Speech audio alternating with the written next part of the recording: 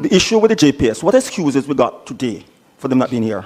The CEO had called me personally on Monday. He said there was a fatal accident involving a convoy of overseas linemen that had four fatalities, and that it was essentially they were traumatized, and he felt it was important for him to be there to deal with the matters on the ground. And is he a doctor, a nurse? Does he drive a hearse? Look, this is the third time we've got excuses from JPS for not being here. What had been a discussion about hurricane recovery and public services turns into a direct confrontation with one of Jamaica's most powerful utility companies, the Jamaica Public Service, JPS, Everald Warmington, Member of Parliament for St. Catherine's Southwestern constituency, clearly stated that this is now the third time JPS has failed to appear before the committee. The absence is no longer being treated as inconvenience or scheduling difficulty. It is described as disrespect to Parliament itself. Warmington says plainly that this behavior represents a height of disrespect and disregard for the institution of Parliament. Right. The issue with the JPS, what excuses we got today for them not being here? I had shared with the committee that the CEO had called me personally on Monday to say that he had planned to return to Kingston. Apparently he's based in Westmoreland now, but he had planned to come back into Kingston on Monday to, among other things, address this committee. He said there was a fatal accident involving a convoy of overseas linemen that had four fatalities, and that it was essentially they were traumatized, and it had the potential to affect the ongoing restoration. And he felt it was important for him to be there to deal with the matters on the ground and ensure that restoration continued. Now, I give it to you as I received it. Is he a doctor, a nurse? Does he drive a hearse? Look, this is the third time we've got excuses from JPS for not being here. I think it's a matter of level of disrespect. It's a height of disrespect and disregard for Parliament. If you have that disrespect and that disregard for this committee, it means it's for Parliament. And I'm moving that way, issue summons or subpoena, whatever it is here, for them to appear before this committee. We cannot take this step of disrespect from any other institution, and they're the only one that appeared like this. The issue is, and this is why my next private member's motion will be dealing with sanctions for people who show disrespect for Parliament and contempt for committees. As it stands now, we have nothing in law that you can, sanction them with. So this is a part that I come with now, because this is height of disrespect and disregard for the institution of Parliament. And I must say that that was the sense of the committee at the last meeting. And in fact, we were advised then by the legal counsel, who is here now, who has returned. Thank you.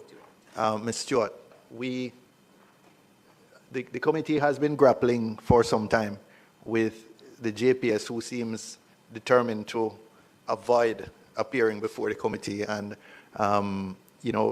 I think we were lenient for the first couple of months. We knew that they were grappling with a lot, and they were overwhelmed. But I think the committee is at the end of its patience now.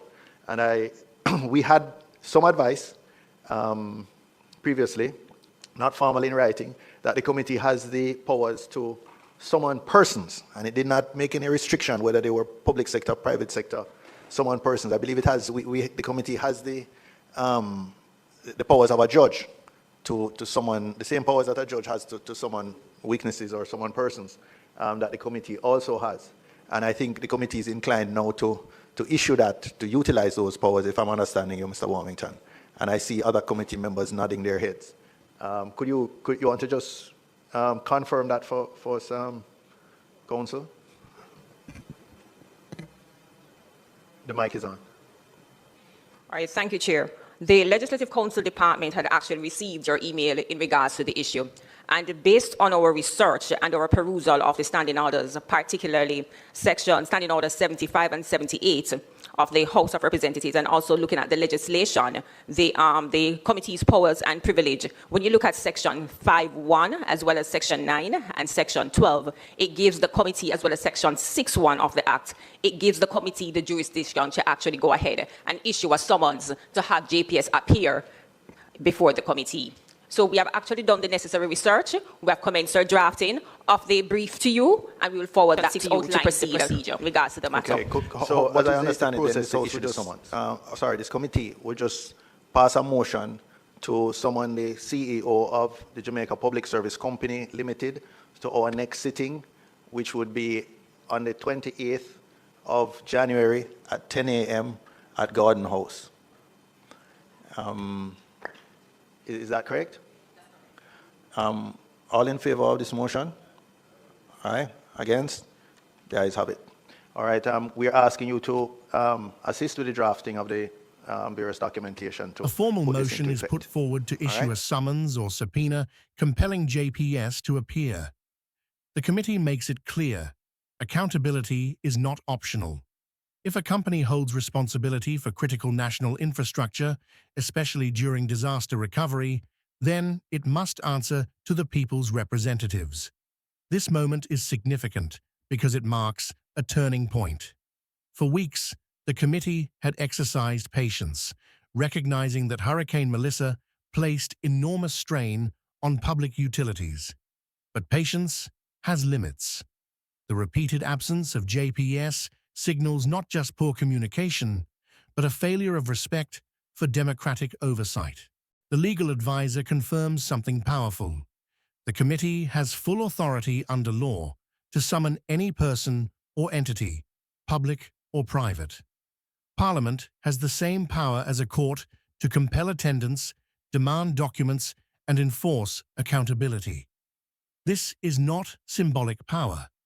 It is legal, binding power. The committee votes, the motion passes. JPS is officially to be summoned. This moment stands out as the most serious and pressing issue during this committee meeting, because it is where Parliament draws a line. When Member of Parliament, Mr. Warmington, reminds us all that no company, regardless of size or influence, is above accountability. In a time when Jamaica's citizens are suffering from power outages, slow restoration, and uncertainty, transparency is not optional. The summons represents more than just a meeting request. It represents a defense of democracy itself. It sends a clear message: if you serve the Jamaican public, you must answer to the Jamaican public. A stronger Jamaica begins with leaders and institutions that show up, stand up, and take responsibility.